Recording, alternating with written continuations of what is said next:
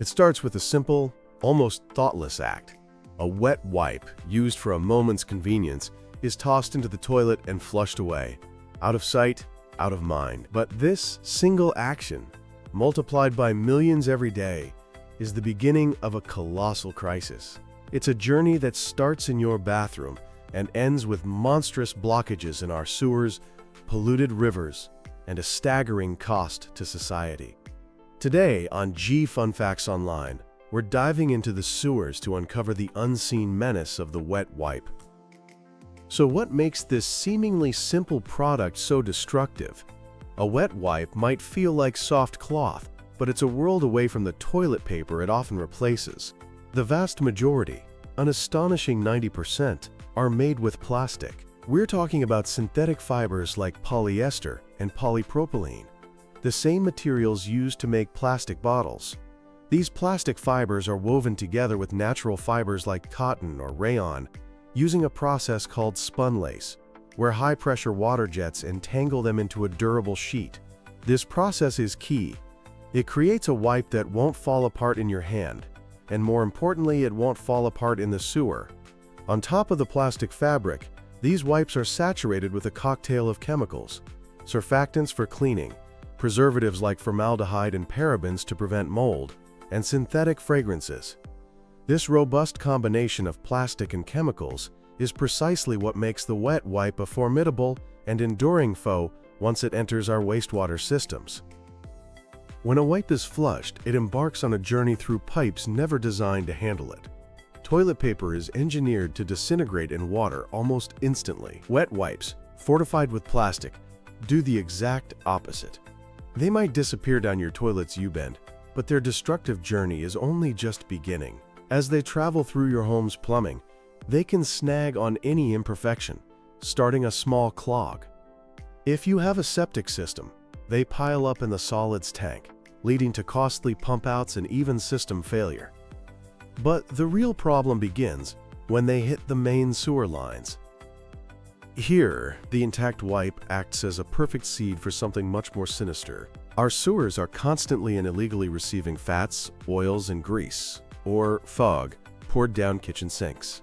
While hot and liquid when poured, these fats cool and solidify in the cold pipes, creating a sticky, gummy mess. The fibrous structure of the wet wipe provides an ideal lattice for these congealing fats to cling to. Like a snowball rolling downhill, the wipe gathers more fog, along with other non-biodegradable items like dental floss and cotton swabs. This unholy matrimony of grease and garbage is the birth of a fatberg. The term fatberg perfectly describes these monstrous, rock-hard masses that form and grow within our sewers. They are not just clogs. They are geological formations of our own making, and wet wipes are their primary structural ingredient, the skeleton that holds the foul mass together. The scale of these things is hard to comprehend. In September 2017, the infamous Whitechapel behemoth was discovered under London. It was 250 meters long, longer than Tower Bridge, and weighed 130 tons, the equivalent of 11 double-decker buses. A team of 8 workers toiled for weeks with high-pressure jets and shovels to break up the concrete-like mass. A small, dried-out piece of it was later put on display in the Museum of London, a grotesque monument to our disposable culture. And they keep getting bigger. In 2019, a 400-ton fatberg was found in Liverpool. It's a global problem, with giants discovered in Melbourne, New York City, and Baltimore, where one fatberg caused a spill of 1.2 million gallons of raw sewage. Removing them is a Herculean task. It's hazardous, labor-intensive, and incredibly expensive, often requiring workers to manually break up the mass with pickaxes in confined, dangerous spaces. This brings us to the staggering cost of a single flush. The financial bill for our flushing habits is immense, and it's ultimately paid by all of us through higher water bills and taxes.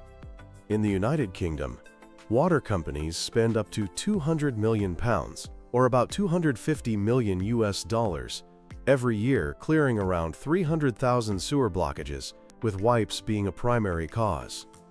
In the United States, The problem costs utilities up to $1 billion annually.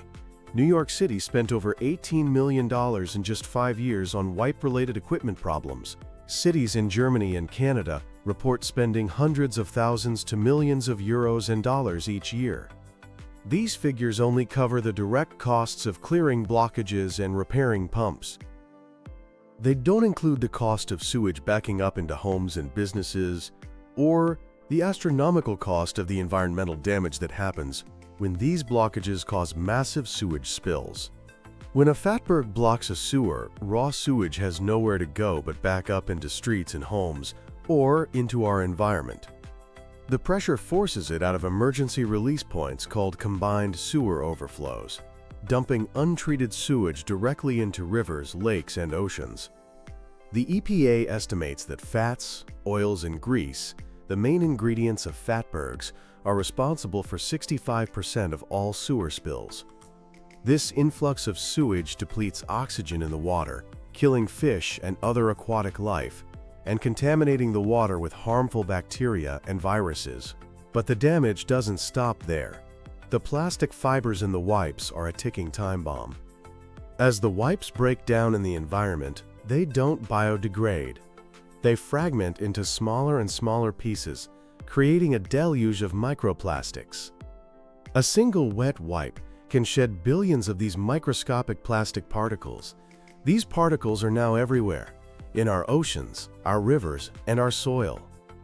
Marine animals mistake them for food, leading to internal injuries and death. These microplastics also act like toxic sponges, absorbing chemical pollutants from the water, which then bioaccumulate up the food chain, potentially ending up on our own plates. A huge driver of this crisis has been the misleading marketing of wipes as flushable. For years, manufacturers sold products with this label, despite them not breaking down like toilet paper. This led to a wave of class action lawsuits, where companies like Kimberly-Clark, Procter & Gamble, and Costco have paid out millions in settlements for deceptive advertising. In response, standards are slowly changing. The UK introduced a fine-to-flush certification, though they are now moving towards a simpler message. Globally, organizations are working on universal standards for what can truly be called flushable. But the most effective solutions are happening right now. Governments are taking action.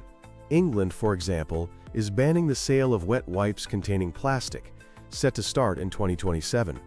The industry is also innovating, developing wipes from truly biodegradable plant-based fibers like bamboo and wood pulp. But the most powerful tool is public awareness and a change in our own behavior. The message from water companies and environmental groups worldwide is simple and clear. Bin it, don't flush it. The only things that should ever be flushed down a toilet are the 3 PETA seconds: pee, poo, and toilet paper. That's it. Even if a wipe is labeled flushable, the safest and most responsible action is to throw it in the trash. This simple choice, adopted by millions, can prevent blockages, protect our waterways, and save billions in public funds. The story of the wet wipe is a stark reminder of how a simple act of convenience can have devastating consequences. The solution starts exactly where the problem does, with a conscious choice in our own bathrooms. The choice to bin the wipe.